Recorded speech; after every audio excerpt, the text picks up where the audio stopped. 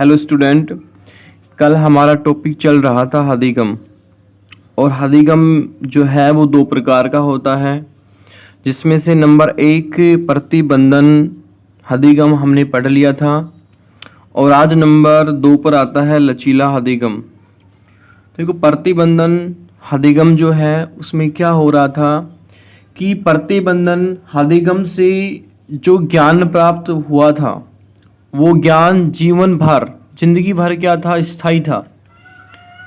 क्या था? बिल्कुल स्थायी था, यानी कि वो नष्ट नहीं हो रहा था। आज नंबर 2 पर आता है लचीला हदिगम। लचीला जो हदिगम है, इसमें क्या होता है कि इस प्रकार के अधिगम से प्राप्त ज्ञान स्थायी नहीं होता। क्या नहीं होता? स्थायी नहीं होता। लचीला जो हदिगम है उससे प्राप्त ज्ञान स्थायी नहीं होता है।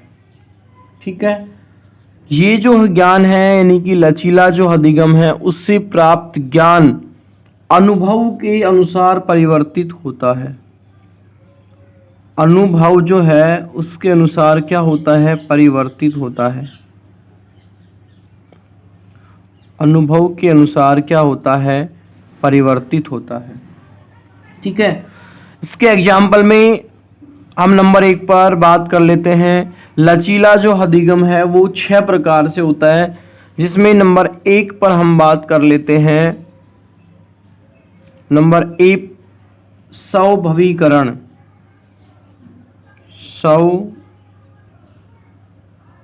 स्वभवीकरण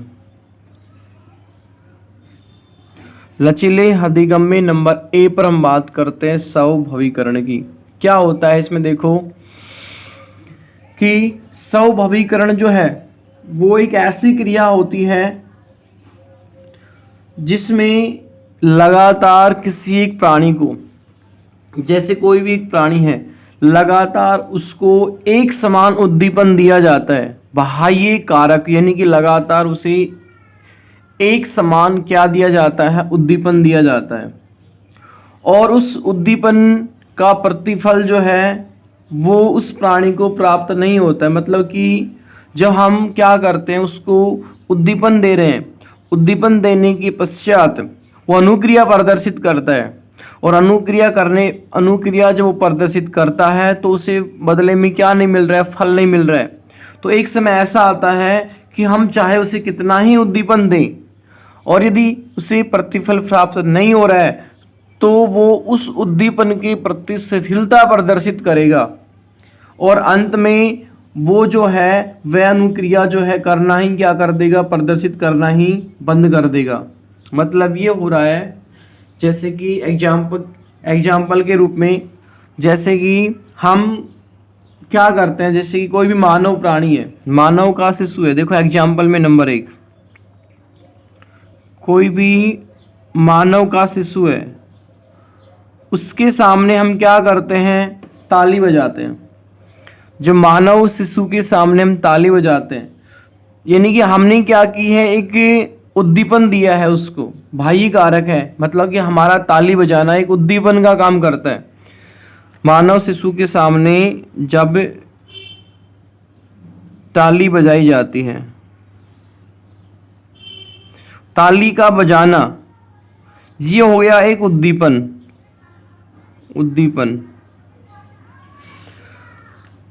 और जब हम ताली बजाते हैं तो मानव शिशु जो है वो क्या करता है? एक हंसकर अनुक्रिया प्रदर्शित करता है। वो हंसने लग जाता है। हंसकर क्या करता है? अनुक्रिया प्रदर्शित करना। हंसना उसका क्या हो गया? अनुक्रिया हो गया। ठीक है, हमने बाहर से क्या दिया? उद्दीपन, मतलब कि ताली बजाई। वो क्या करता है? हंसता है। और हंसकर वो क्या कर रहा है? अनुक्रिया प्रदर्शित कर रहे हैं। लेकिन हम क्या करते हैं? बच्चे के सामने, जब शिशु के सामने बार बार ताली बजाते हैं, मतलब बार बार उद्दीपन दे रहे हैं और उसको कोई फल प्राप्त नहीं हो रहा, तो क्या करता है? एक समय ऐसा आता है कि वो अनुक्रिया प्रदर्शित करना बंद कर देता है, मतलब कि हंसना बंद कर देता है। ये होता है स्वभवीकरण। समझे? इस जैसे ही एक मकड़ी होती है, दूसरे एग्जाम्पल की बात कर लेते हैं। जैसे कि मकड़ी है, मकड़ी अपने छत्ते के मतलब कि अपने जाल के मध्य बैठी होती है। मकड़ी का जो जाल होता है वो जाल के मध्य में शिकार के लिए बैठी होती है। ठीक है, जाल के मध्य में क्या होती है, शिकार के लिए बैठी होती है। जब हम क्या करते हैं, मकड़ी के जाल को मतलब कि हिलाते हैं, हमारा मतलब कि मकड़ी को जाल को हिलाना क्या हो गया, उद्दीपन का काम हो गया। हम क्या करते हैं, मकड़ी के जाल को हिलाते हैं तो मकड़ी क्या करती है, अनुक्रिया प्रदर्शित करती है। जिस तरफ से जाल हिला है वो उसी तरफ क्या करती है, मूवमेंट करती है। लेकिन वो वहां पर जाकर देखती है, उसे किसी प्रकार का शिकार नहीं मिलता है, उसे किसी प्रकार का फल नहीं मिलता है। तो क्या होता है, हम जब बार बार उस उद्दीपन को क्या करते हैं, देते हैं, मतलब कि बार बार उस मकड़ी के जाल को हिलाते हैं, तो एक समय ऐसा आता है मकड़ी उस उद्दीपन की प्रति अनुक्रिया प्रदर्शित नहीं करती है। यानी कि जब हम मकड़ी के जाल को हिलाएंगे तो मकड़ी उस मतलब कि जिस तरफ से जाल हिला है उस तरफ मूवमेंट नहीं करेगी, मतलब कि उस तरफ अनुक्रिया प्रदर्शित नहीं करेगी। तो ये होता है नंबर 1 पर स्वभवीकरण। ठीक है, इसके अलावा और एग्जाम्पल है, जैसे कि नंबर 3 पर जो घोंगे होते हैं, घोंगे वो क्या करते हैं, घोंगे अपने पाद और अपनी श्रृंगिका जो होती है उसको कवच से बाहर रखते हैं, अपना जो खोल या जो कवच है उससे बाहर निकाल के रखते हैं। जब हम क्या करते हैं, कोई भी प्राणी उसकी कवच को स्पर्श करता है, पाद और श्रृंगिका को कवच से कहाँ रखते हैं, बाहर रखते हैं, कवच से बाहर। लेकिन जब उसके कवच को क्या किया जाता है, बाहर से उद्दीपित किया जाता है, मतलब कि कवच जो है उसको जब हम स्पर्श करते हैं, स्पर्श करने पर वो क्या करता है, अपने पाद और श्रृंगिका को कवच के अंदर क्या कर लेता है, अंदर समेट लेता है। लेकिन हम बार बार जब कवच को स्पर्श करते हैं बार बार, तो वो क्या करता है, उस उद्दीपन के प्रति, यानी कि स्पर्श करना एक उद्दीपन हो गया, उस उद्दीपन के प्रति वो घोंगा अनुक्रिया प्रदर्शित नहीं करता है, वो अनुक्रिया करना बिल्कुल पूर्ण रूप से बंद कर देता है। ठीक है, उसके बाद एक साइंटिस्ट था नंबर 4 पर, क्लार्क। इसने क्या किया, इसने नेरीज जो है, नेरीज उसको समुद्र के किनारे, नेरीज जो है उसको समुद्र के किनारे एक कांच की परखनली में पाला, कांच की परखनली में पाला। कांच की परखनली में इसलिए पाला क्योंकि जब हम उसको बाहर से कोई उद्दीपन देंगे तो उसे दिखेगा, और दिखने के बाद वो क्या करेगा, अनुक्रिया प्रदर्शित करेगा। यानी कि कांच की जो परखनली है उसमें पाला, उसके बाद जब नेरिज को एक विशेष उद्दीपन दिया जाता है तो वो क्या करता है, नेरिज अपने शरीर को उस कांच की परखनली में क्या करता है, समेटने लगता है। क्या करता है, अपने शरीर को कांच की परखनली में समेटने लगता है, मतलब कि सिकुड़ने लगता है। और यदि बार बार उस नेरिज को वही उद्दीपन दिया जाता है तो नेरिज उस उद्दीपन के प्रति शिथिलता प्रदर्शित करता है, किसी भी प्रकार का क्या नहीं करेगा, अनुक्रिया प्रदर्शित नहीं करेगा। तो ये नंबर 1 पर था अपना स्वभवीकरण। एक बार तो उद्दीपन देने के बाद कोई भी प्राणी क्या करता है, अनुक्रिया प्रदर्शित करता है। लेकिन बार बार उसे वही उद्दीपन दिया जाता है और उसे बदले में किसी प्रकार का कोई फल प्राप्त नहीं होता है, तो वो अनुक्रिया प्रदर्शित करना बंद कर देता है। ठीक है, उसके बाद नंबर 2 बी पर आता है, लचीले अधिगम में चीर प्रतिष्ठित, चीर प्रतिष्ठित प्राणकूलम, प्राणकूलम। यह इसका दूसरा नाम है प्रतिबंधित प्रतिवर्ती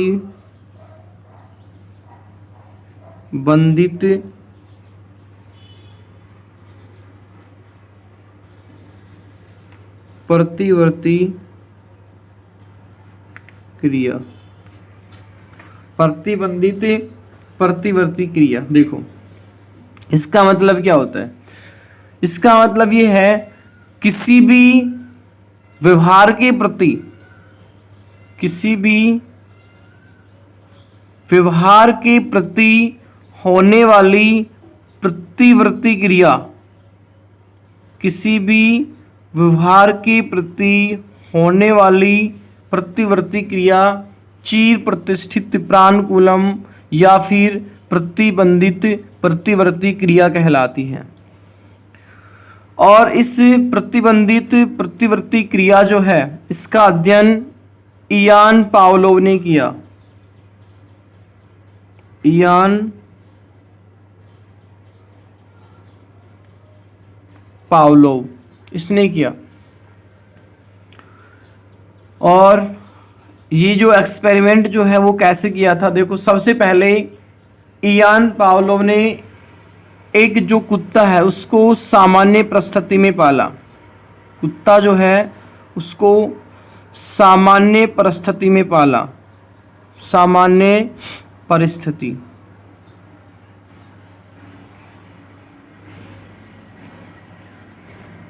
और उसे खाने के लिए क्या दिया जाता था? मांस जो है वो दिया जाता था, खाने के लिए मांस।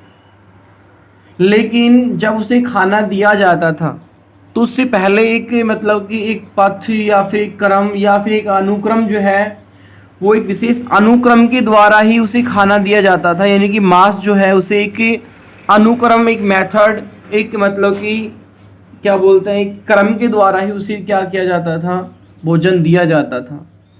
जब उसे भोजन देते थे तो उससे पहले वो क्या करते थे? घंटी बजाते थे। फिर उस कुत्ते को क्या दिया जाता था? भोजन। पहले घंटी बजाई जाती थी, फिर कुत्ते को भोजन दिया जाता था।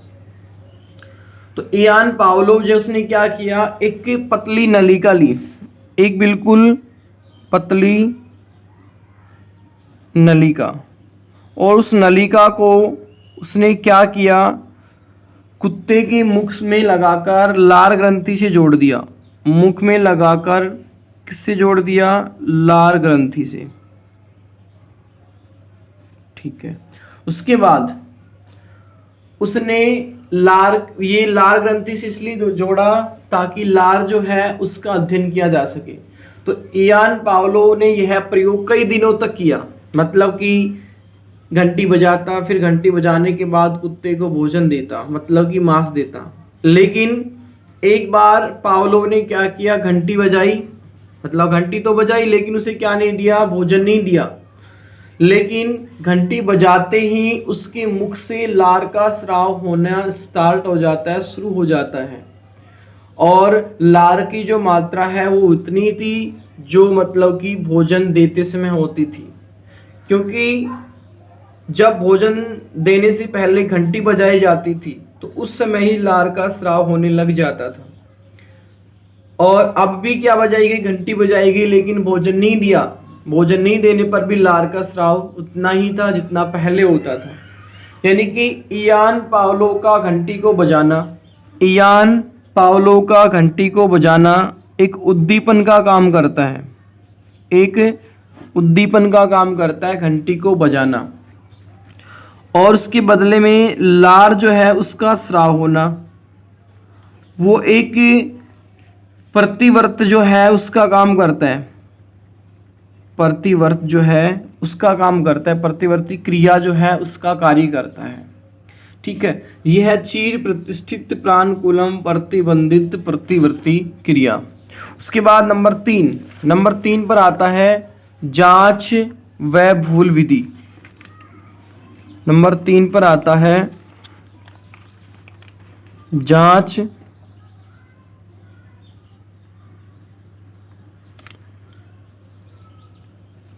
जांच व भूल विधि।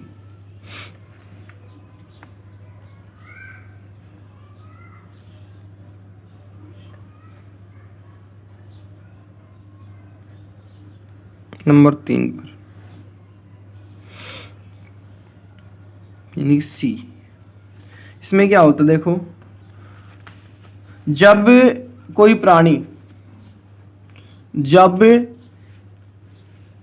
भी प्राणी मतलब किसी भी भूल के कारण या फिर संयोगवश, कोई भी प्राणी किसी भूल के कारण या फिर संयोगवश, किसी भी भूल के कारण या फिर संयोगवश किसी भी कार्य को करना सीख लेता है, किसी भी संयोगवश किसी भी कार्य जो है उसको कार्य को करना सीख लेता है, किसी भूल के कारण या फिर संयोगवश कार्य करना सीख लेता है, तो उसे जांच व भूल अधिगम कहा जाता है। जांच व भूल अधिगम कहा जाता है। जैसे एग्जाम्पल के रूप में स्किनर जो है, स्किनर ने एक ऐसे बॉक्स का निर्माण किया, जैसे कि एक बॉक्स बनाया, एक ऐसे बॉक्स का निर्माण किया कि उस बॉक्स के अंदर उसने एक स्विच लगा दिया, यानी कि बटन लगा दिया। स्विच क्या लगा दिया? एक स्विच लगा दिया और इस बॉक्स के अंदर कबूतर को रखा। इस बॉक्स के अंदर किसको रखा? कबूतर को। ठीक है। और जैसे ही कबूतर इस स्विच को मतलब कि दबाता है, बटन को दबाता है, तो दबाते ही उसे पुरस्कार के रूप में क्या मिलता है? भोजन मिलता है। उसे पुरस्कार के रूप में क्या मिलता है? भोजन मिलता है। ठीक है। तो सबसे पहले क्या किया? स्किनर ने इस बॉक्स के अंदर कबूतर को रखा। कबूतर जो है वो इस बॉक्स से निकलने के लिए क्या करता है? बार बार कोशिश करता है बाहर निकलने के लिए। इसलिए वो क्या करता है? जगह जगह पर अपनी चोंच जो है उसको मारता है, चोंच को जगह जगह पर। लेकिन गलती से क्या होता है, एक बार चोंच संयोगवश या किसी भूल के कारण या गलती से इस स्विच पर लग जाती है, और जैसे ही उस स्विच पर चोंच लगती है तो उसे क्या मिलता है? फल के रूप में भोजन मिलता है। ठीक है। जिसे खाकर कबूतर क्या हो जाता है? संतुष्ट हो जाता है। जिसे खाकर कबूतर क्या हो जाता है? संतुष्ट। लेकिन कुछ समय पश्चात जब कबूतर को वापस इस बॉक्स में रखा जाता है, और जैसे उस बॉक्स में रखा जाता है तो वो क्या करता है कि तुरंत इस बॉक्स के स्विच को क्या करता है? दबा देता है। क्यों? क्योंकि उसने वो किसी भी भूल के कारण या संयोगवश उसको दबाना क्या कर लिया था? सीख लिया था। ठीक है। उसके बाद नंबर दो एक्सपेरिमेंट। स्किनर ने एक एक्सपेरिमेंट किया कि एक पिंजरा लिया और पिंजरे में के अंदर क्या लगा दिया? एक लीवर जो है उसका टुकड़ा लगा दिया। पिंजरे के अंदर लीवर का टुकड़ा लगा दिया, और पिंजरे के बाहर जो है वो क्या कर दिया? मछली जो है उसको रख दिया, मछली का मांस। ठीक है। पिंजरे के बाहर, और पिंजरे के अंदर क्या लगा दिया? एक लीवर जो है, यकृत जो उसका टुकड़ा लगा दिया। और इस पिंजरे के अंदर किसको रखा? बिल्ली को रखा। तो बिल्ली क्या करती है? बाहर निकलने के लिए सेम वही प्रोसेस। बिल्ली क्या करती है? इस पिंजरे से बाहर निकलने के लिए बार बार क्या करती है?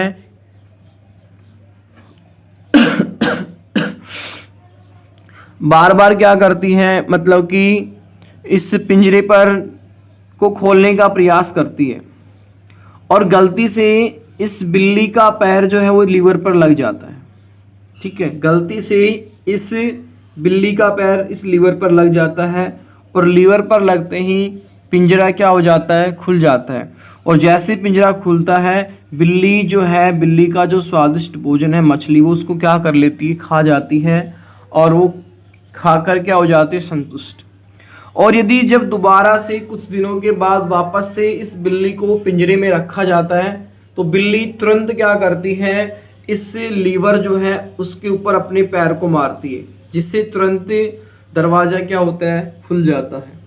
यानी कि क्योंकि इसने अपने संयोगवश या किसी भूल के कारण क्या कर लिया था, इस विधि को सीख लिया था, लीवर जो है, लीवर के टुकड़े को दबाना। ठीक है। इसके बाद एक साइंटिस्ट था नंबर 3 पर, स्मॉल। इसने क्या किया, इसने एक मतलब कि ऐसी एक टेबल का निर्माण किया, एक ऐसी मेज का निर्माण किया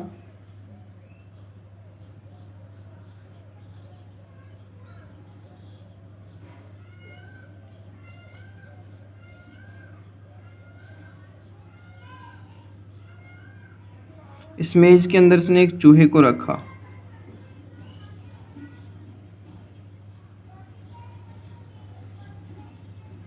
इस मेज के अंदर किसको रखा, एक चूहे को रखा।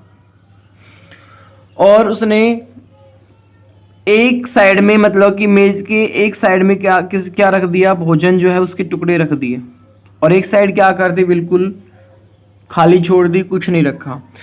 तो यहाँ से इस चूहे की लेफ्ट या फिर राइट जाने की प्रायिकता जो है 50% है। 50% लेफ्ट जा सकता है, 50% राइट जा सकता है।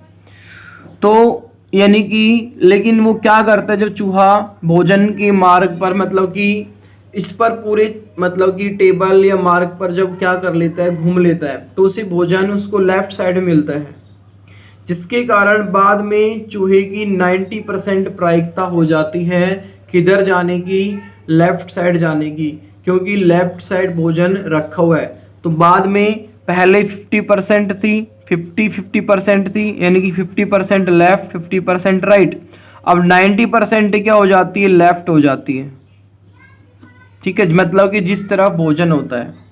तो इस प्रयोग के बाद निष्कर्ष ये निकला कि इस चूहे को भोजन की गंध का पता लगा, जिसके कारण वो इस भोजन की तरफ क्या करता है, मूवमेंट करता है। लेकिन बाद में वॉटसन जो है, वॉटसन ने चूहे की जो घ्राण इंद्रियां जो होती हैं उसको हटा दिया। घ्राण जो इंद्रियां हैं इनको क्या कर दिया, हटा दिया।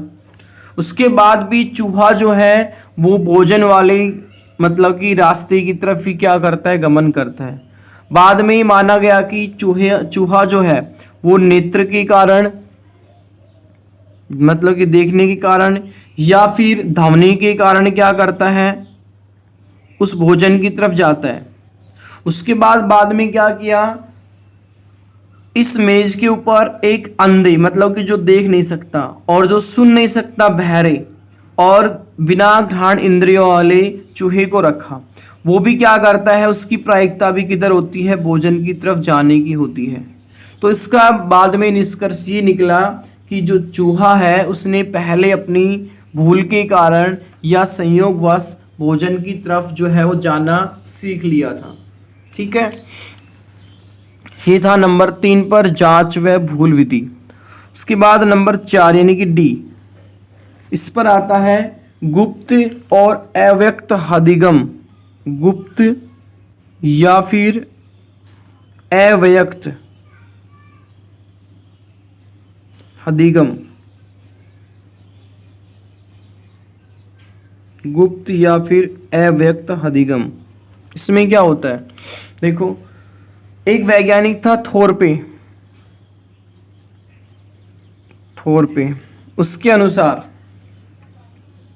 प्राणी के द्वारा अर्जित ज्ञान, कोई भी प्राणी जो है उसके द्वारा सीखा गया ज्ञान जो है वो क्या नहीं होता है, मतलब कि दृश्यमान नहीं होता है, यानी कि सदृश्य नहीं होता है।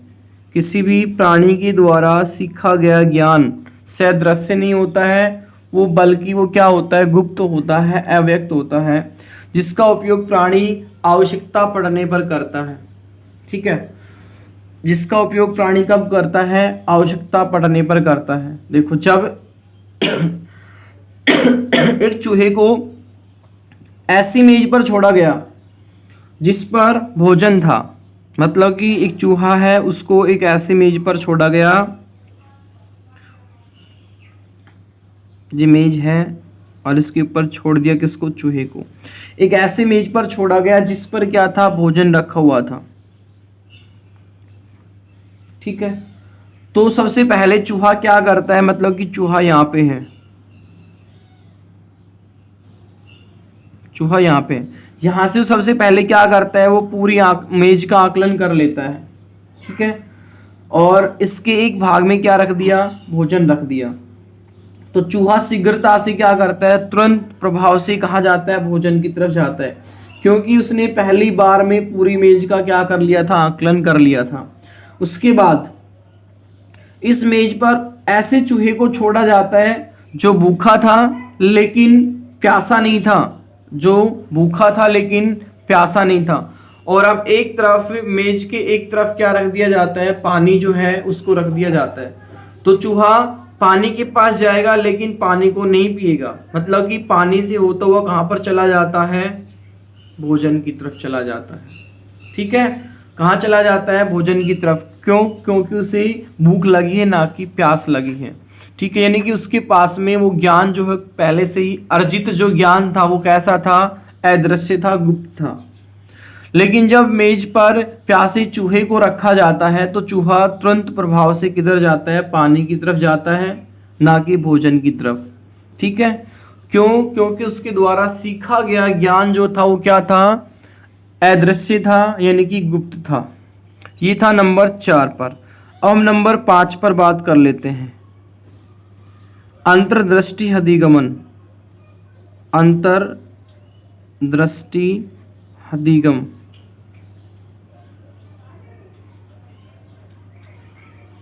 इसमें क्या होता है, देखो एक साइंटिस्ट है कोहलर,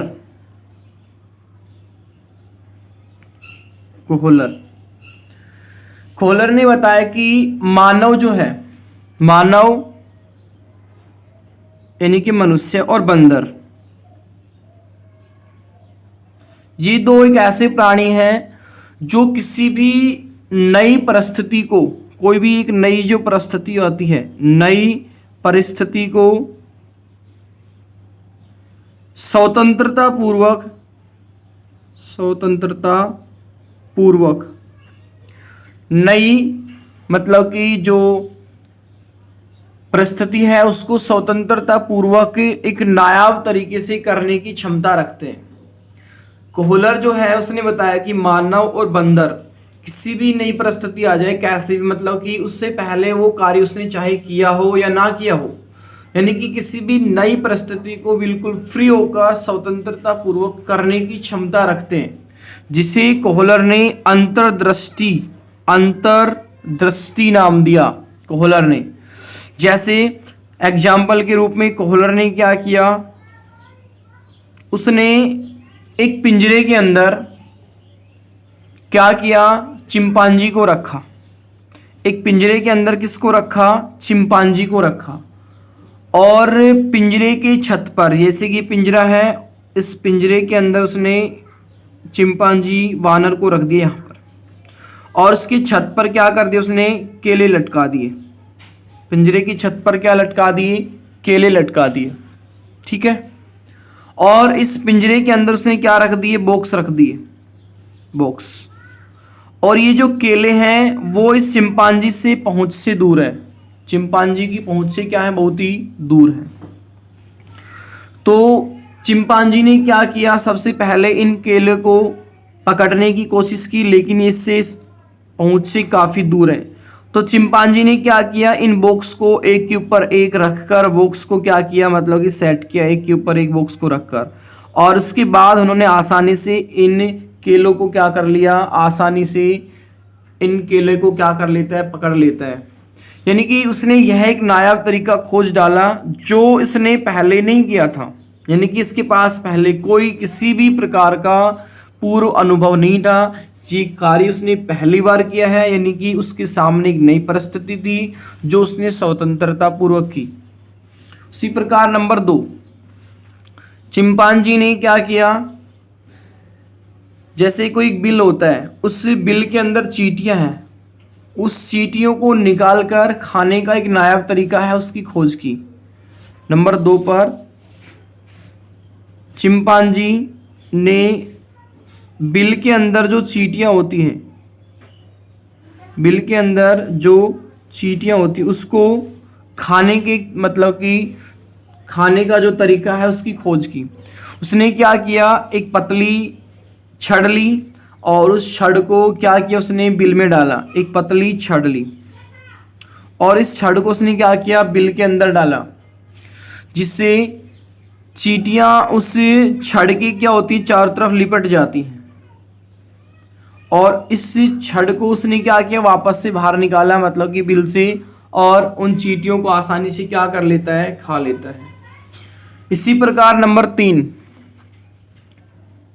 कोहलर ने क्या किया, एक पिंजरे के अंदर चिंपांजी को रखा और पिंजरे के बाहर क्या रख दिया, सेब रख दिए उसकी पहुंच से काफ़ी दूर, और पिंजरे के अंदर उसने एक बैंत रख दिया, मतलब एक छड़ रख दी। तो चिंपांजी क्या करता है, उस बैंत की सहायता से सेब को आसानी से अपनी ओर क्या कर लेता है, खींच लेता है। तो चिंपांजी की ये क्रिया भी क्या है, एक मतलब कि नई है। उसने इससे पहले कभी उसके पास ऐसा अनुभव नहीं था कि वो ये कार्य उसने पहले किया हो, लेकिन ये कार्य जो था वो क्या था, बिल्कुल नया था। उसके पास किसी भी प्रकार का पूर्वानुमान नहीं था। तो ये था एक अंतर्दृष्टि। अंतर्दृष्टि का मतलब कि वानर, बंदर और मनुष्य के पास में एक कोई भी कार्य करने के लिए, मतलब कि एक नई परिस्थिति में भी स्वतंत्रता पूर्वक कार्य करने की क्या होती है, क्षमता होती है, जिसे कोहलर ने क्या नाम दिया, अंतर्दृष्टि नाम दिया। ठीक है। उसके बाद नंबर 6 पर आता है तर्कण। नंबर 6 पर आता है तर्कण। तर्कण क्या होता है? तर्कण उद्विकास का सबसे उच्चतम व सबसे विशिष्ट अधिगम है।